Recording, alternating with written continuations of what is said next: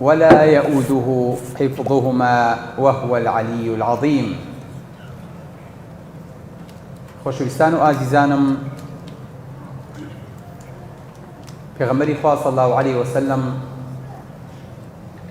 ئەمانەتێک لای ئەبوو هورەیرەدا ئەنێت کە زەکاتە.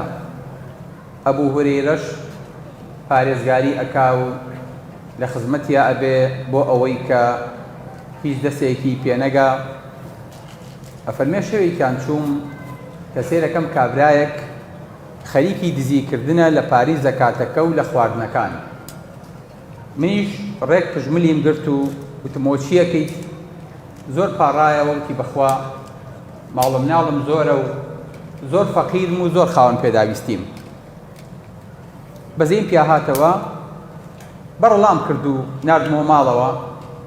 بەیانی کە هاتم بۆ مزگەوت، پێغەمبەری خوا صلی الله عليه وسلم فەرمی: یا ئەبا هورەیرە ما فعل أسيرك البارحة؟ أبو هريرة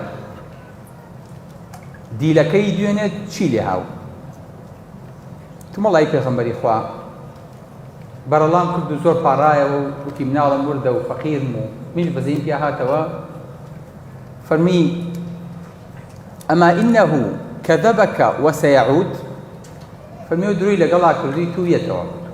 ئەڵێ کە وای فەرموو تەئکید بووم یەتەوە، منیش کەوکوژی بۆی دانیشتم بە قەناسێکەوە شەوی دوایی، هەتا وەکو هاتەوە کە سێرەکەم دیسانەوە خواردن نەچنێتەوە.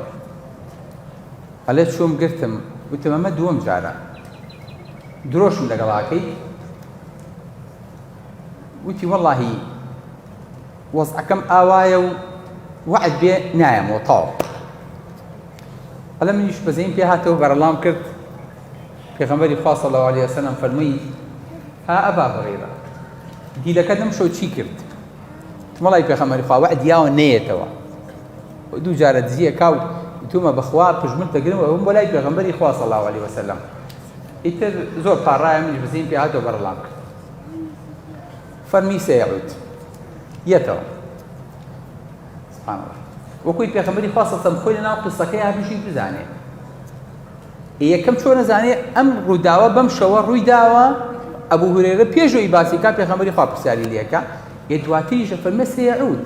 ئەبوو هورەیرە فەرمێ کە وای فەرموو سوور زانیمێتەوە، چونکە پێغەمبەری خوا فەرمێ صلی الله عليه وسلم خۆگاڵتە نییە. ئەفەرمێ شەوی سێم ڕێک پژملیم کرد. وتی پیاوی چاک بە من کردم تۆ نەیکەی. وتم بەخوا بۆم بەلای پێغەمبەری خوا صلی الله عليه وسلم.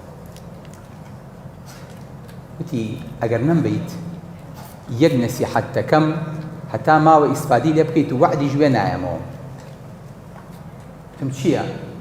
وتی هەر کاتێ شەو چوویتە ناو پێخەفەکەتەوە، ئایەتەل کورسی بەسەر خۆیتا بخوێنە، خوای گەورە پارێزگارێکە بۆ دائەنێ و شەیطان نزیکت ناکەوێ هەتا بەیانی لێبێتەوە.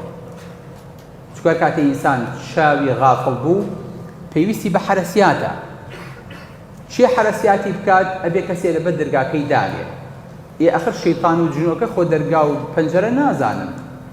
لەبەرەوە باشترین کەسێکیش کە نەسیحەتێکا کەسێکی شارەزا و خەبیرە. یەک نەسیحەتەکەم بە شەو ئایەتەل کورسی بخوێنە، هیچ شەیطانێک نزیکی ناکەوێت هەتا ڕۆژی لێبێتەوە. بەیانی چوون بەلای پێغەمبەری خوا صلی الله عليه وسلم فەرمی: ها ئەبا هورەیرە تومەڵای پێغەمبەری خوا گرتم و نەسیحەتێکی کردم، ئاوای پێوتم. وتی ئایەتەل کورسی بخوێنە: لن يزال عليك من الله حافظ ولن يقربك الشيطان حتى تصبح. خوای گەورە پارێزگارێکە بۆ دائەنێ ئەگەر ئایەتەل کورسی بە شەوا بخوێنی هەتا بەیانیشی لێ بێتەوە، شەیطان نزیکت ناکەوێت. پێغەمبەری خوا صلی الله عليه وسلم فەرمی: ئەلا ئینەه صەدەقەکە وهو کەذوب. فەرمی ڕاستی پێوتی بەڵام خۆی درۆزنە. فەرمی ئەبوو هورەیرە تۆ زانی سێ شەوە لەگەڵ چێە ئەم هاتوو هاوەراکەی؟ ناوەڵای بێخۆن کابرایەکی دزەوە هاتوو.